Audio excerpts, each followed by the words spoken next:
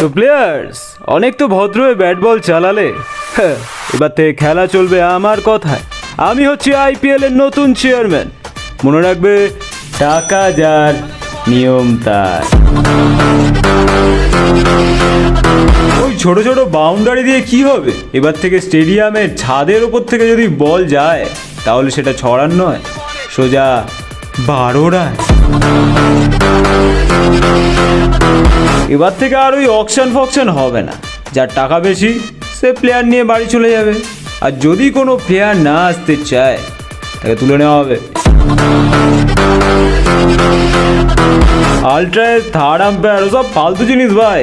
এবার থেকে আম্পায়ার যদি ভুল ডিসিশন দেয় তাহলে ব্যাটসম্যানদের অধিকার থাকবে আম্পায়ারকে কাঁটটা মারার। এবার থেকে কোনো প্লেয়ার যদি বাউন্ডারিতে দাঁড়িয়ে ক্যাচ মিস করে তাহলে তাকে মাঠের বাইরে নিয়ে গিয়ে কান ধরে উঠবোস করানো হবে। মনে রাখবে, পাবলিকের ইমোশন নিয়ে খেললে কিন্তু আমি রাউডি হয়ে যাই। আর শোনো, যারা যারা কমেন্টে নিজেদের ফেভারিট আইপিএল টিমকে ট্যাগ করবে তাদের প্রত্যেককে আইপিএল ফাইনালের ফ্রি টিকিট দেওয়া হবে।